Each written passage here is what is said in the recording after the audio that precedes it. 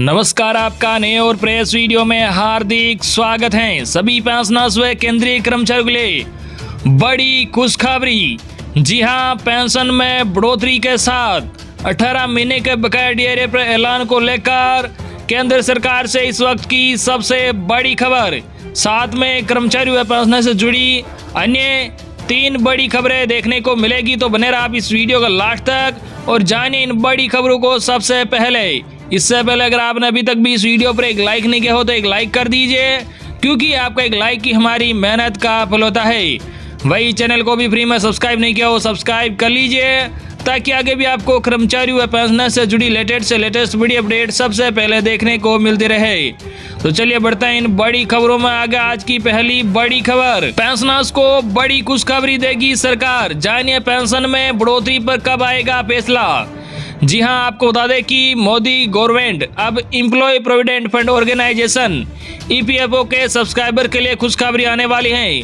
दरअसल मोदी सरकार पीएफ खाता धारकों की न्यूनतम पेंशन की राशि में जल्द बढ़ोतरी का ऐलान कर सकती है। जल्द ही ईपीएफओ के सेंट्रल बोर्ड ऑफ ट्रस्टी की बैठक होने वाली है। इसमें कई बड़े विषयों पर चर्चा की जाएगी, जिसके बाद पेंशन बढ़ाने पर फैसला लिया जा सकता है। इस बैठक का मुख्य एजेंडा पेंशन की न्यूनतम राशि को बढ़ाने पर फैसला लेना है। जानिए ट्रेड यूनियनों ने क्या रखी है मांग। जी हां, मीडिया रिपोर्ट के अनुसार केंद्रीय ट्रेड यूनियनों ने न्यूनतम पेंशन को 1000 रुपये से बढ़ाकर 6000 रुपये करने की मांग की है। बताया जा रहा है कि सेंट्रल बोर्ड ऑफ ट्रस्टी इसे 3000 रुपये तक कर सकता है। इस बैठक में ईपीएफओ के पैसे को निजी कॉर्पोरेट बॉन्ड्स में निवेश करने के विवादास्पद मुद्दे पर भी चर्चा होगी। साथ ही वित्त वर्ष 2021-22 के लिए पेंशन फंड की ब्याज दर पर भी फैसला आ सकता है। तैयार किए जा रहे हैं एजेंडा। जी हां, गौरतलब है कि सेंट्रल बोर्ड ऑफ ट्रस्टी न्यूनतम पेंशन को बढ़ाने पर फैसला कर सकता है। इसके साथ ही आपको बता दें कि ईपीएफओ में जमा रकम पर 8.5% की मौजूदा ब्याज दर जारी रह सकता है। हालांकि मौजूदा ब्याज दर में कोई बदलाव होने की संभावना कम है। यह बैठक पहले 16 नवंबर को होनी थी, लेकिन बाद में इसे टाल दिया गया है। इसके अलावा अभी इस बैठक के मुद्दे और एजेंडे भी तैयार किए जा रहे हैं। बैठक में की गई थी ब्याज बढ़ाने की सिफारिश।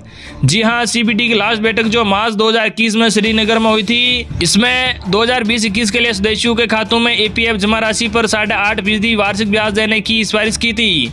इसे वित्त मंत्रालय ने हाल ही में मंजूरी दे दी है। वही अगली बड़ी खबर, आपको बता दें कि ईपीएफओ ने लिया बड़ा निर्णय। अब कर्मचारी की मौत के बाद मिलेंगे 8 लाख रुपए। जानिए कब होगा ऐसा। जी हां, आपको बता दें कि कर्मचारी भविष्य निधि संगठन ईपीएफओ ने अपने कर्मचारियों और उनके आश्रितों को लेकर एक बड़ा फैसला लिया है। अगर किसी ईपीएफओ कर्मचारी की अकस्मात मौत हो जाती है तो उसके नॉमिनी को अब 2 गुनी रकम दी जाएगी। बता दें, केंद्रीय बोर्ड की तरफ से कर्मचारी की अचानक मौत होने पर उसके परिजन को x gratia death relief fund दिया जाता है। लेकिन ईपीएफओ मृतक कर्मचारियों को परिजनों को अब बड़ी राहत देने का फैसला लिया है। इसमें ईपीएफओ के देश भर के करीब 30,000 कर्मचारियों को फायदा मिलेगा। इस फैसले को लेकर संस्थान ने अपने दफ्तरों में सर्कुलर भी जारी कर दिया है। रिपोर्ट्स के मुताबिक सर्कुलर में ईपीएफओ ने साफ किया है कि नॉमिनी को मिलने वाली रकम उनके परिजनों को नहीं दी जाएगी, जिनकी मौत कोरोना वायरस की वजह से हुई है। अब आकस्मिक निधन से मिलने वाली राशि बढ़कर 8 लाख रुपए हो गई है। इस फंड के तहत पहले कर्मचारी के आश्रित को सिर्फ 4,20,000 रुपए ही दिए जाते थे। इस लिहाज से देखें तो तकरीबन 2 गुनी बढ़ोतरी दर्ज की गई है। साथ ही यह निर्णय भी लिया गया है कि हर तीसरे साल पर इस राशि को तकरीबन 10% बढ़ाए जाने की कोशिश की जाएगी। बता दें, ईपीएफओ के सदस्यों ने मांग की थी कि कम से कम 10 लाख रुपए और अधिकतम 20 लाख रुपए की राशि दी जाए। ईपीएफओ सर्कुलर के अनुसार अगर कर्मचारी की मौत गैर कोविड से हुई है तो उसके परिवार या फिर नॉमिनी को 8 लाख रुपए की राशि मिलेगी। ये राशि ईपीएफओ के देश भर में मौजूद कर्मचारियों के लिए होगी।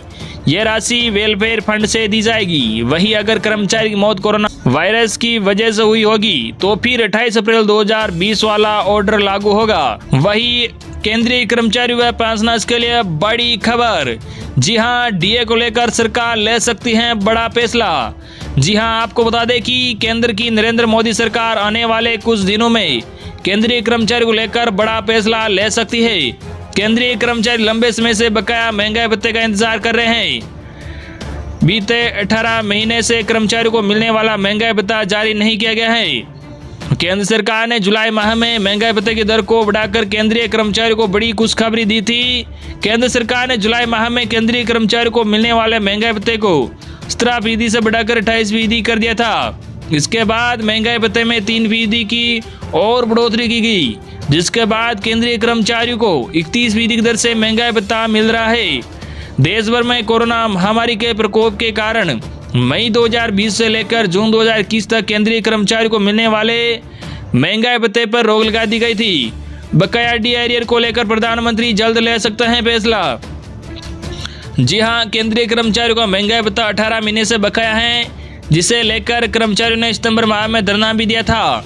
कर्मचारियों ने प्रधानमंत्री नरेंद्र मोदी को इस विषय में चिट्ठी भी लिखकर भेजी है। अब ऐसे कयास लगाए जा रहे हैं कि प्रधानमंत्री मोदी नवंबर माह के अंत तक इसे लेकर बड़ा फैसला ले सकते हैं। कर्मचारियों ने की फिटमेंट फैक्टर बढ़ाने की मांग। जी हां, केंद्रीय कर्मचारियों ने केंद्र सरकार से महंगाई भत्ते के साथ साथ फिटमेंट फैक्टर बढ़ाने की मांग भी सरकार के सामने रखी है। 7वें वेतन आयोग की सिफारिशों के तहत केंद्रीय कर्मचारी का न्यूनतम वेतन में बढ़ोतरी को लेकर फिटमेंट फैक्टर लागू किया गया था। इसके तहत केंद्रीय कर्मचारी का न्यूनतम वेतन बढ़ाकर 6,000 रुपये से बढ़ाकर 18,000 रुपये कर दिया था। वही अगली बड़ी खबर आपको बता दें कि कर्मचारियों को डबल फायदा, डीए के साथ एचआरए का भी लाभ, नवंबर में बढ़कर आएगी सैलरी। जी हां, आपको बता दें कि इन दिनों केंद्र की मोदी सरकार कर्मचारियों पर मेहरबान है और आए दिन उन्हें भत्तों की सौगात दे रही है। केंद्रीय कर्मचारियों पेंशनर्स को 7वें पे कमीशन के तहत 31% महंगाई भत्ता और महंगाई राहत देने के बाद अब बीएसएनएल कर्मचारियों को बड़ा तोहफा दिया गया है। इसके तहत बीएसएनएल कर्मचारियों को डीए में 9.3% की बढ़ोतरी की गई है। खास बात यह है कि इस बढ़े हुए डीए के साथ हाउस रेंट अलाउंस एचआरए भी मिलेगा। इससे कर्मचारियों को डबल फायदा होगा और नवंबर 2021 में सैलरी बढ़कर आएगी। दरअसल केंद्र सरकार ने बीएसएनएल कर्मचारियों को महंगाई भत्ते में 9.3% की बढ़ोतरी की है, यानी अब महंगाई भत्ता 170% से बढ़कर 179.3% हो गया है। ये लाभ 2007 के पे रिवीजन के आधार पर वेतन पाने वाले कर्मचारियों के साथ बोर्ड स्तर और बोर्ड स्तर से नीचे वालों को मिलेगा। साथ ही खुशी की बात यह है कि इन कर्मचारियों को हाउस रेंट अलाउंस भी बढ़कर मिलेगा, यानी कर्मचारियों को दोहरा लाभ मिलेगा। इस बढ़े हुए डीए और एचआरए का लाभ नवंबर की सैलरी में ही मिलेगा, जो कि कर्मचारियों के लिए राहत के साथ एक बड़ी रकम होगी। आपको बता दें कि ये बढ़ा हुआ महंगाई भत्ता नवंबर 2021 से लागू होगा, यानी नवंबर में ही इन कर्मचारियों की सैलरी बढ़कर आएगी। तो ये थी आज की लेटेस्ट और बड़ी खबरें जो हमने आप तक पहुंचाई है। आई होप कि आपको ये खबरें जानकर अच्छा लगा होगा। इस वीडियो पर ज़्यादा से ज़्यादा लाइक और इस वीडियो को ज़्यादा से ज़्यादा आपके मिलने वाले साथियों तक जरूर शेयर करना।